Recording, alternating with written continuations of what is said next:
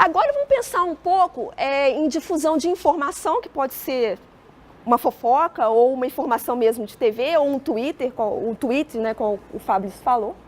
E uma inovação que é deixar de usar um smartphone de uma marca para usar outra, tá?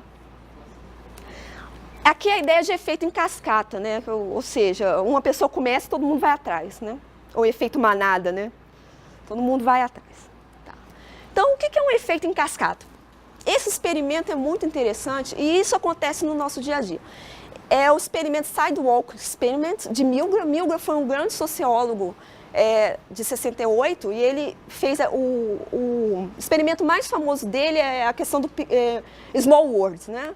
Então, se você tem hoje em dia, você tem pelo menos, em média, 6 pessoas para chegar em outra pessoa. Tá? Ele fez um experimento que mostrou isso.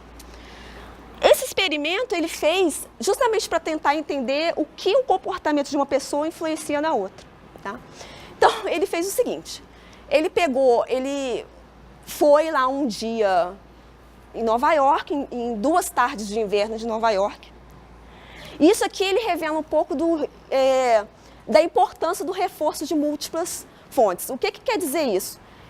Às vezes eu não acredito na informação quando uma pessoa me conta, né? Aí vem outra pessoa e conta a mesma coisa. Vem a outra pessoa, aquela história que é mentira, passa a ser verdade de tanto que você escuta, né? Então, você tem... Aí eu falo, não, agora eu acho que isso é verdade, então eu vou passar para frente. Então, você tem várias fontes que te dizem a mesma coisa e aí você passa para frente, tá? Então, a ideia era justamente ver essa questão de reforço, tá? Então, ele observou aproximadamente 1.400 pedestres nessas 2 tardes de inverno. E aí ele queria estimular um certo comportamento entre esses pedestres. Aí ele pegou de 1 a 15 pesquisadores, provavelmente os alunos dele de doutorado, de mestrado, né? Vai lá, ó, hoje você tem essa tarefa. E aí o que eles fizeram? Um ficava lá na janela, isso aí acontece demais, né?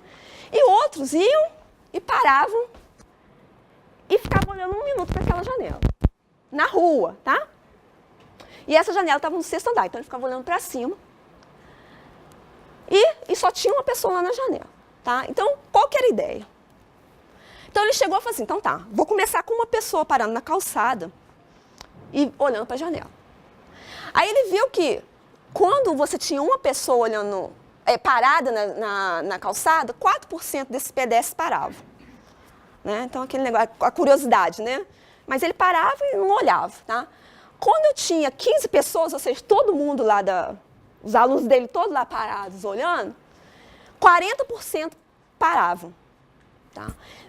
E aí, o caso mais interessante, por exemplo, quando tinha um indivíduo, dos 4% que paravam, 42% olhavam, um indivíduo, tá? Quando tinha uns 15%, dos 40% que paravam, 82% olhavam. Tá? Então, quanto mais pessoas você tem ali, reforçando aquela, pô, uma pessoa só olhando, ele deve ser maluco. Aí vem mais uma. Não. Agora, 10 pessoas é porque o cara está querendo se suicidar, vamos chamar o bombeiro, né? Então, e ele viu que, nesse caso aqui, 5 pessoas, com 5 pessoas, ele conseguiu estimular a mesma coisa do que com 15. Tá? Então, dependendo do que você está querendo estimular, você precisa de mais ou menos pessoas. Tá? Tá. Então, o que me leva a mudar ou mudar uma concepção que eu tenho ou passar uma informação? Eu me pergunto, será que a fonte que está me falando é confiável? Será que as pessoas que eu conheço irão mudar? Né? Tipo, será que vem uma pessoa usando uma calça vermelha? E aí... O outro usa uma calça vermelha, eu começo a perguntar, será que se eu trocar para calça vermelha, eu vou ser palhaço da turma ou todos meus amigos vão usar? Aí vem mais um, isso pode te influenciar. Tá? Outra pergunta que é interessante nesse processo é se a mudança que eu estou querendo fazer é uma mudança simples ou se é uma mudança mais de mudança de vida. Tá? Então, aí tem, por exemplo, a questão de fumantes e não fumantes, tá? Isso tudo entra aqui. Eu sou uma pessoa conservadora ou não? Isso também é uma pergunta. Eu me relaciono com pessoas conservadoras ou não? Isso tudo vai influenciar nesse processo. E aí, o que eu ganho, né? Eu vou mudar, mas o que eu ganho? Eu vou passar essa informação, o que eu ganho? Eu vou ganhar fama de fofoqueiro ou não? Tá? Então, esse processo de você mudar a sua percepção ou você te passar uma informação não é simples, é um processo complexo. Muitas das vezes a gente faz isso automaticamente, mas tentar entender isso numa grande escala não é tão simples. Tá? Então, aqui é só um exemplo de uma rede que tem uma difusão de informação. Então, você tem até alguns algoritmos de gossip, né, que você, com uma probabilidade P, você passa a informação para frente, com menos P você guarda. Isso é um tipo de difusão. Tá? Um outro tipo de difusão interessante é a difusão de inovação. Né? A gente da computação vê muito essa questão de inovação. Então, como é essa dinâmica? Como que é essa dinâmica, tá? Vão ter sempre aquelas pessoas que são mais inovadoras. Então, você tem aquelas pessoas que inovam e começam a usar uma tecnologia. Você tem as pessoas que são mais abertas, né? Então, você tem uma curva de crescimento aqui nessa adoção de inovação. Então, você tem essas pessoas aqui que são mais abertas à inovação. E aí, de repente, você tem um boom aqui que pega uma grande maioria, tá? E depois essa maioria, ela vai contagiar o resto. Então, você tem um último passo aqui. E lá no último você tem aquelas pessoas conservadoras que não vão mudar, que só vai mudar quando parar de produzir. Aí eu só vou parar de programar em COBOL no dia que não tiver nunca mais nenhum sistema em COBOL. Tá? Então, ou vou parar de programar em outra linguagem quando não tiver mais emprego para usar aquela linguagem. Tá?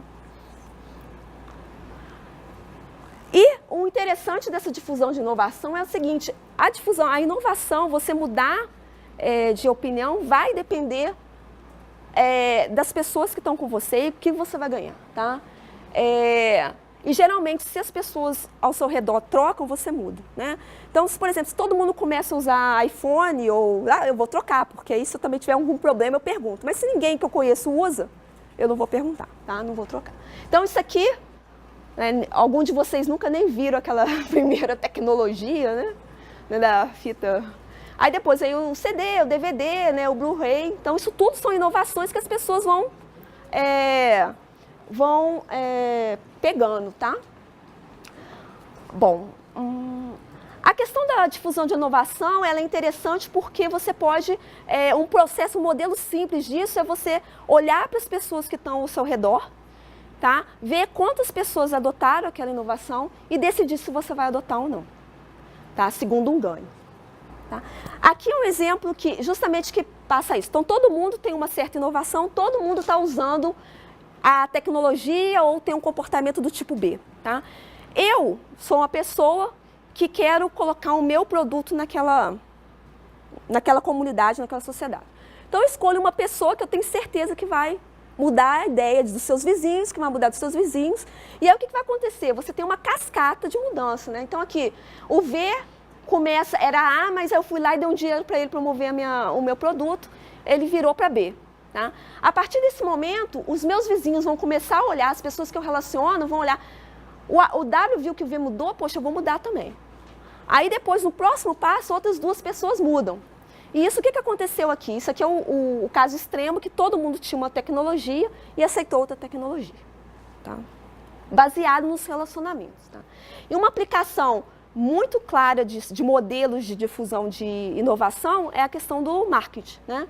Então, é aquela ideia, né? Se eu tenho poucas pessoas que eu quero atingir, né? Eu quero chegar lá e dar um dinheiro para essas pessoas, para elas promoverem os meus produtos. Então, quais são as pessoas melhores? Né? Quais têm influência maior na rede?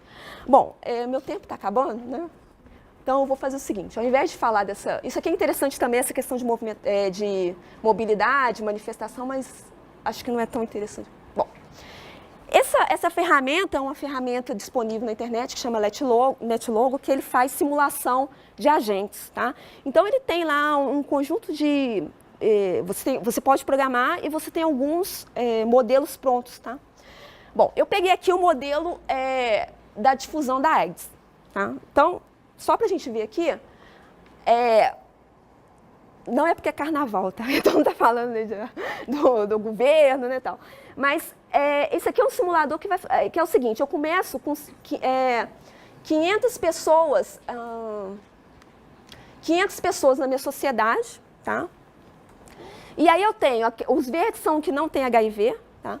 Os vermelhos, eles têm HIV, e os azuis, eles não sabem. Tá? Eles não sabem se tem ou não.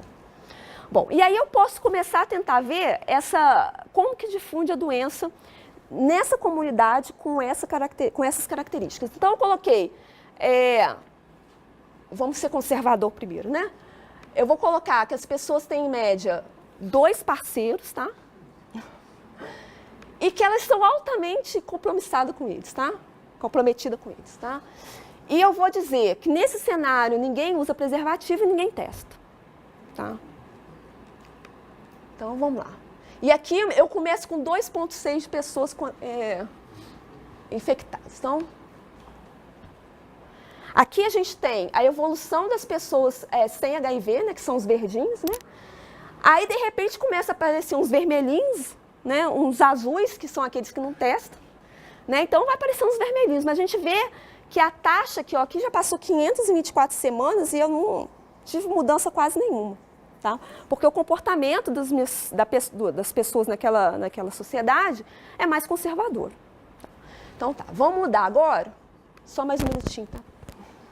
Vamos mudar agora para o contrário, tá? Então, as pessoas têm, em média, 9 parceiros. E elas são altamente mutáveis de mudança, de parceiro. De novo, eu vou começar com 2,6 e vou ser uma sociedade que é altamente louca, sem preservativo e sem fazer o teste. Então, ó, se a gente olhar aqui, o interessante aqui, como as pessoas não fazem o teste, o que vai acontecendo? Os azuis vão aumentando, cruzam, quem não sabe vai aumentando muito, né? Aí o verde, coitado, já não tem mais ninguém verde, ó. Ou você não sabe ou você está doente, né? E aí, no final, tem um verdinho lá, coitado, que é o bug do sistema, né? Ou então ele é o ET, né? Autoimune a tudo, né? Então, ó, esse comportamento, a diferença do comportamento e das relações modificaram o meu... Não, tem lá um verde aí. Agora, se eu tiver essa sociedade muito louca, mas algumas pessoas que têm alguma coisa na cabeça, né? Então, vamos lá. Vou colocar uma quantidade de preservativo médico. Mas eu vou colocar assim, todo mundo de vez em quando vai lá no médico, né? Todo mundo escutou a campanha do governo, ficou sensibilizado e vai fazer um exame, né? Então, vamos lá. Olha, você tem uma mudança, assim, você vai ter essa mudança, vai aparecer os vermelhinhos, mas vai ser mais lento. Né? Porque as pessoas de vez em quando se previnem, né? E de vez em quando elas vão no médico e fazem teste. Tá? Então, é uma mudança de comportamento, que apesar de você ter os mesmos relacionamentos, né, você tem essa ferramenta muito interessante, ela tem simulação de vírus de computador, tá? Então é isso, gente. É porque chega num ponto de equilíbrio, né? Aquilo ali é aleatório, né? Então, você vai chegar num ponto que alguém vai ter mudança, mas ele é muito lento, tá? Porque ou você vai ter poucos parceiros, ou você vai estar com um parceiro que não tem, e a sua próxima relação, você tem esse intervalo entre as relações, então isso vai modificar, tá? Então você vai ter, ou então você vai entrar mesmo em estado estacionário no seu sistema, em que você não muda, tá? As pessoas que estão doentes vão sempre ficar doentes, né? Não vai ter cura. As que estão em azuis, elas vão descobrir se estão ou não doentes. Se você estiver doente, quando você usar o preservativo, você não vai passar. Então, é essa a dinâmica do sistema. Tá? Bom. Então, gente, é isso.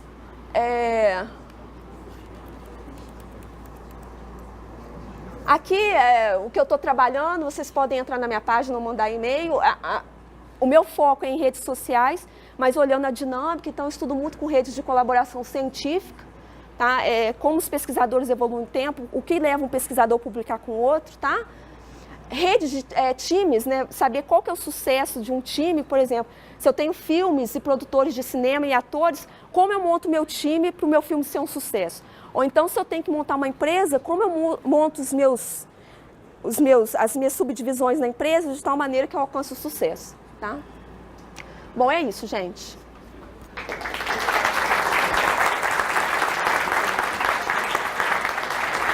Muito obrigada. Posso ter uma pergunta? Tá. A pergunta dele é a seguinte: será que se eu usar esses modelos que originalmente são colocados para doenças, em outros casos, por exemplo, corrupção ou economia, será que eu consigo prever o que vai acontecer, né, a mudança? Sim, você pode usar. Esses modelos de doenças, CIR, eles estão sendo muito utilizados em inovação também, em propagação de ideias. Muitas das vezes a pessoa pode estar infectada por 2 ideias. Né?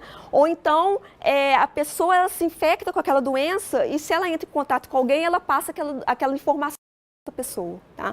Então você pode ter um comportamento que é uma doença. Tá? Então você pode fazer isso. Ele já está sendo utilizado para outras aplicações. Ok?